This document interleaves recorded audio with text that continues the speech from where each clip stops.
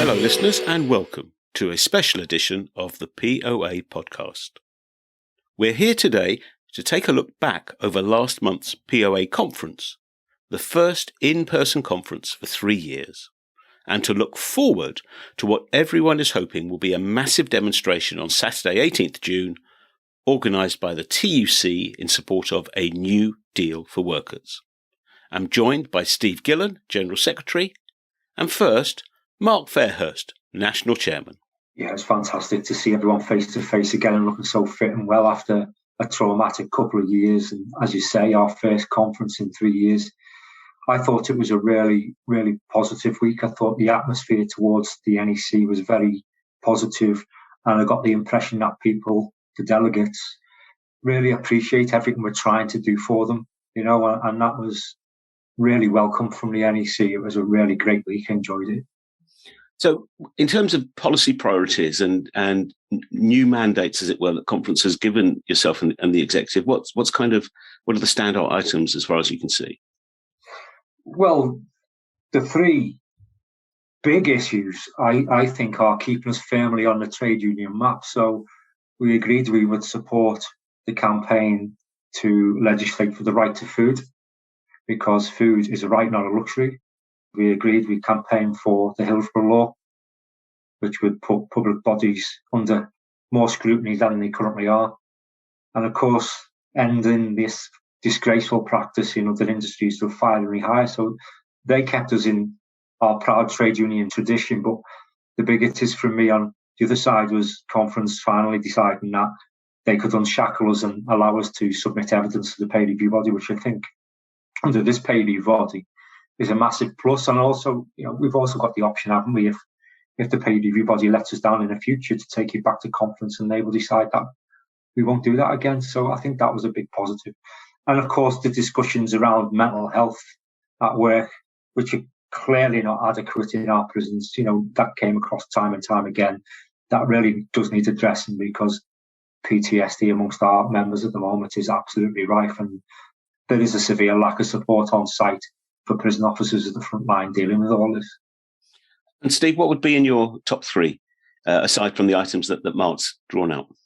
Well, certainly the top three for me is the recommitment to seeking a royal commission for the manner that the prison service has been operating and the terms and conditions that our members find themselves under with particular pay. So we will be pushing that agenda, asking for an urgent royal commission, reinvigorating our policy of 68 is too late. And also one of the main policies as well is health and safety, to ensure that health and safety is provided for all. And of course, we have that health and safety legally binding protocol that we fought long and hard for, that we would encourage our branches to use as and when is necessary to apply the minds of those governors that wish to put our members in harm's way by not adhering to health and safety legislation.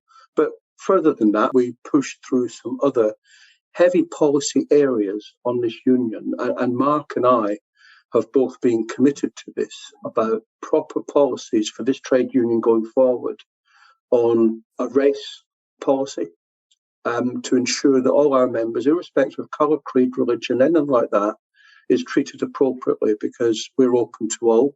And a sexual harassment policy to ensure that we don't tolerate it and drag employers into that arena as well. We've proved time and time again, when we've dealt with those who step outside our rules and constitution. And we will continue to do it. I mean, Mark was on record as saying, as long as he's national chairman, that will continue. And I've already said it as well, as long as I'm general secretary, that will continue as well. And we're proud that we've both led on that from the front, in actual fact, but we're even more prouder, actually, that those policies were carried unanimously at conference, and we're very proud of those branch officials. And just as an aside to what Mark was saying, I've been going to conference as a national official for 20 years now, and I agree with Mark. I can't think of a conference where there was a togetherness and a respect for each other some very, very good debates, as you always get at POA conference. But I think there was a harmony there that I've never seen before, and long may that continue. I also was pleased to see more young delegates, men and women, coming through, and the POA really is in safe hands for the future with so many young, talented people coming through. So that's got to be a good thing for this trade union. One of the early opportunities for that harmony, that focus, that action to be put into practice is the TUC's national demonstration on the 18th of June. What arrangements is the POA making to encourage a good turnout from activists and members on that march? Indeed, why should they turn out at all? Well, we've done the usual thing. We've sent out circulars and encouraged people to attend, and reiterated that, their travel and expenses will be paid by the union. Unfortunately, on that weekend, there's no trains running into Euston because of HS2. So it's a case of, can you source a coach or a minibus from your local area put on by one of the bigger trade unions? Because I know there's a lot of that going on. I myself, I'm going to travel down the night before to make sure they can get there. Why should people attend? Because this is your future. Because the cost of living is spiraling out of control. We're waiting to see what pay rise we get. But it doesn't matter what pay rise we get. It's still not enough, because we've had years of austerity and years of real-term pay cuts, because we've always had below inflation pay rises. With inflation currently at 9%, you're really going to push it if you're getting above inflation pay rise as a public sector worker. So this is their future, the family's future. And if they want to put food on the table, if they want a decent standard of living, then I'm afraid they're going to have to stand up, be counted, and force the issues. And there's only one way to force the issue, and that's to march the streets and make the government aware that we're not putting up with this anymore. We haven't even got the right to strike, but I'll tell you what, we've got the right to protest. So let's get down there and let's show up. Just following on from what Mark has said about the 18th of June, of course, it's an absolute priority, but it's not the be-all and end-all of things. This is a start, the 18th of June, not an end product.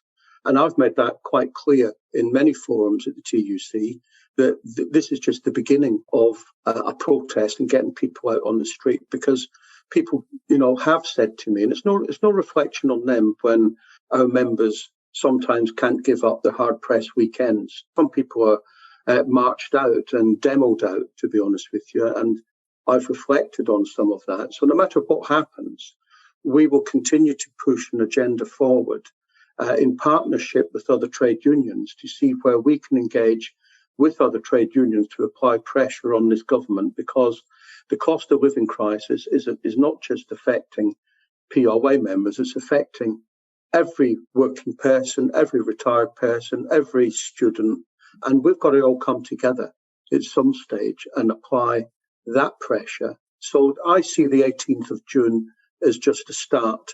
I'm not going to criticise our members if they don't turn up. We're only a small trade union. If they don't turn up in massive numbers, I fully understand, given the transport problems at weekends and things like that. But I do recognise that there will be those stalwarts that turn out from our executive and from our local officials, local branch officials, and indeed for those members who deeply care.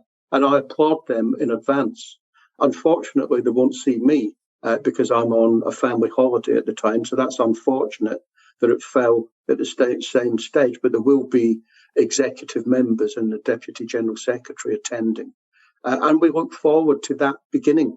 It's a start, but it's not an end product. And we will keep that pressure on, because I think now we've seen a vote of no confidence by the Conservative Party in Boris Johnson, the Prime Minister, and 41% of Conservative MPs voted against him. That is massive, substantial, higher percentage than those who voted at the same stage for confidence votes in Theresa May, Margaret Thatcher and John Major. So the writing's on the wall for this Prime Minister, and I think we've got to keep that pressure on to ensure that the cost of living crisis remains the focus. Because as Mark says, just because we may well get a decent pay rise, and by no means that isn't guaranteed, because I've not seen the outcome of the pay review body recommendations yet. So we await that with bated breath.